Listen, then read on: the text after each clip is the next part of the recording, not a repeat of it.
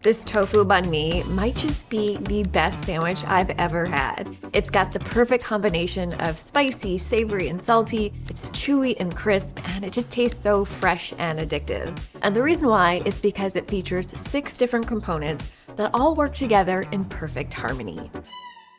The first element of our sandwich is the pickled carrots and daikon radish, also known as do chua in Vietnamese. It's gonna add a sweet, sour, fresh crunch that really nicely balances the richer and saltier elements of the sandwich. In case you're not familiar with daikon radish, you can find it at Asian grocery stores as well as some well-stocked supermarkets. I like to start off by slicing the daikon crosswise into 2 to 3 inch pieces and then slicing them into slabs or planks like this. From here, you can stack a couple pieces and slice them into matchsticks like so. And then just do the same thing for the carrots. Once you have your vegetables prepped, it's time to massage them with salt. And you want to massage this for about 2 minutes. This is going to draw out some of the excess moisture in the vegetables so you don't get a watered down pickle brine. It's also going to give you that ideal soft yet crunchy texture. You're looking for the vegetables to be glistening. You should start to see a fair amount of liquid pooling at the bottom like this. At this point, you can stop massaging and let this rest for 15 minutes. And then we'll give the vegetables a good rinse to get rid of that excess salt and squeeze out as much water as you reasonably can, and then pack these tightly into a glass jar. Now for the pickling brine, we've got our usual suspects: water, distilled white vinegar, salt, and sugar. Vietnamese pickles are on the sweeter side, so don't be shy with the sugar, and make sure it's fully dissolved before pouring it over the vegetables.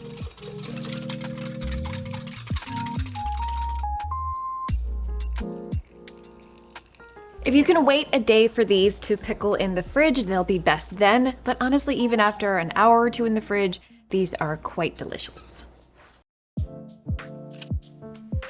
The next component in the sandwich is the pâté, and I'm delighted to report that this version with mushrooms and walnuts is so delicious. I even eat it by the spoon, that's how good it is. This is 8 ounces of cremini mushrooms, but really any mushroom variety will do. And once you've cleaned off any little dirt spots, just give them a slice. We'll also dice 1 small yellow onion. And for the garlic, no need to chop it. Just smash down to remove the peels and to slightly flatten the cloves.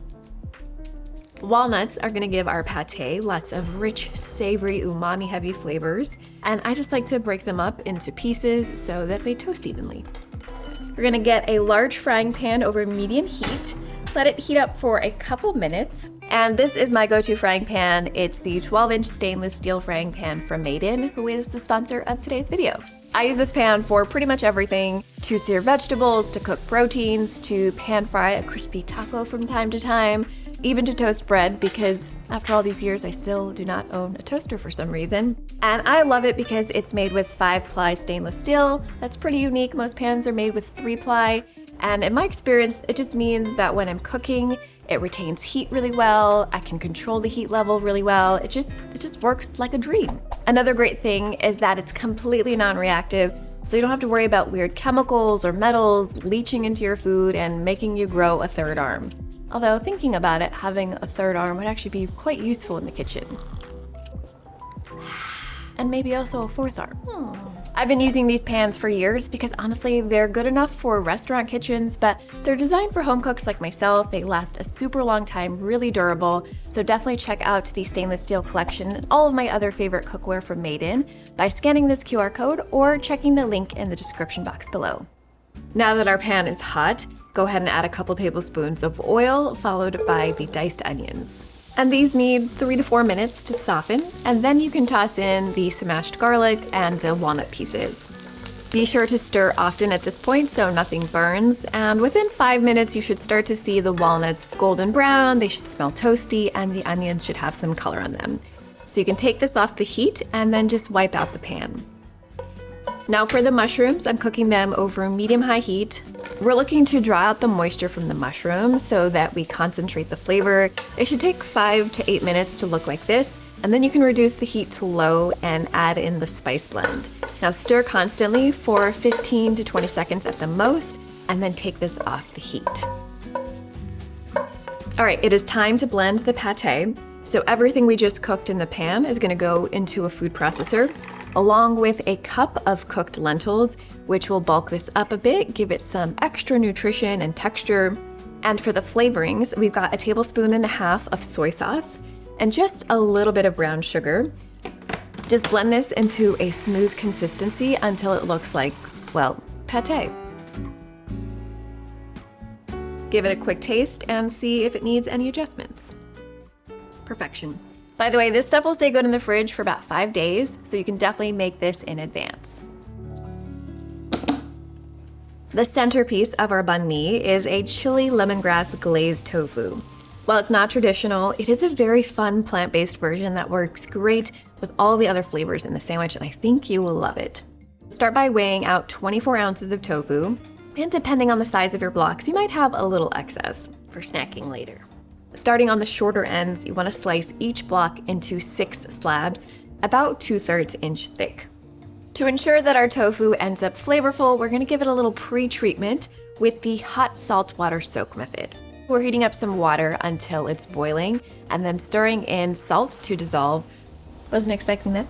Pouring that mixture over the tofu and letting it rest for 10 minutes. The hot salt water is actually going to draw out excess moisture from inside the tofu, similar to if you were pressing the tofu, but it's also going to season the tofu from within, so you end up with tofu that's a lot more flavorful. While the tofu soaks, you're gonna finely chop 4 fat garlic cloves and then grate or mince a knob of fresh ginger. Now I know I said this is a chili lemongrass glazed tofu, but lemongrass unfortunately can be a little difficult to find, so if you don't have access to it, just skip it. It's still gonna be great. Remove these tough outer layers on the lemongrass and then lop off the top 2/3 or so. You want to use this bottom part of the stalk. It should feel softer and kind of bendy. I like to smash down on the lemongrass because it releases more of its bright citrusy oils and aromas. And then from here, I just mince it up. The glaze for our tofu is very simple. It's just 2 tablespoons each of sriracha and soy sauce, and then 4 teaspoons each of brown sugar and lime juice. It's spicy, savory, sweet, and tangy, all in one glaze. When it is time to drain the tofu, you can just use a slotted spoon to transfer it to a clean towel, and be sure to pat dry very well so our tofu isn't wet when we go to cook it.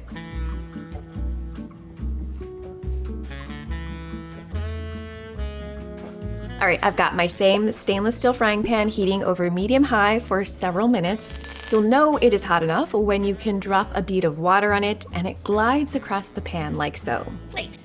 Add in the oil and then turn down the heat just a touch so the oil doesn't smoke, and then carefully add in your tofu. Don't fuss with it, especially in the first few minutes. Eventually the tofu will loosen itself from the pan and you'll be able to flip it quite easily. After 6 to 8 minutes of frying, the bottoms should have a golden brown crust like this, so it is time to flip. And then just cook this for another 4 to 7 minutes before transferring the tofu to some paper towels just to get rid of that excess oil. You should have a little bit of oil left in the pan. If you don't, just add a drizzle more and return the pan to medium-low heat. Add in the ginger, garlic, and lemongrass and stir frequently for about 90 seconds or 2 minutes. Pour in the glaze and let it sizzle and cook down for about 2 minutes. Now that the glaze has thickened a bit, it's time to add back our tofu.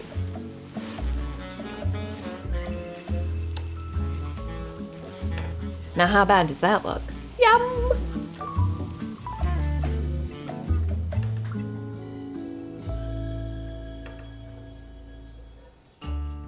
Now it's time for the bread, and in Vietnamese, banh mi also refers to wheat bread, so it's the sandwich as well as the bread. This is not a French baguette. It is lighter and airier with a crackly crust, and it has a soft, fluffy interior. You can find these at Vietnamese supermarkets and some Vietnamese restaurants as well. If you don't have access to either of these, do not worry. There are tons of options you can use, like a French or Italian loaf, or ciabatta rolls, or hoagie rolls. I'm slicing the bread hot dog style, so basically along the length of the bread. I like to lightly toast the bread in the oven, and that way you get a nice little crisp texture contrast. While the bread is in the oven, we can work on our Umami Mayo. Just 3 ingredients, 30 seconds of your time. For the umami part of the mayo, I'm gonna use a little bit of Bragg's liquid aminos. This isn't necessarily traditional, but it does taste quite similar to what is traditionally used, which is Maggi seasoning. And it's rich and savory and salty. And then just lots of black pepper.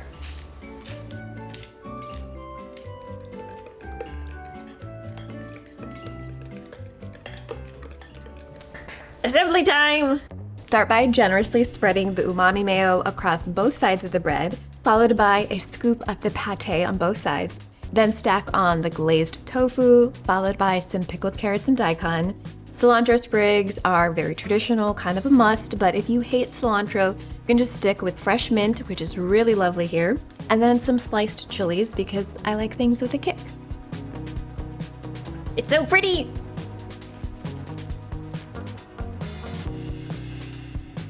Eating time. This sandwich is unreal. It's got all the best flavors. Spicy, sweet, savory, salty, all in one bite. So many fun textures. You can get the full recipe for this tofu banh mi on my website, scan this QR code, or check the link in the description box below. Thank you so much for watching, and I'll see you in the next one. Bye!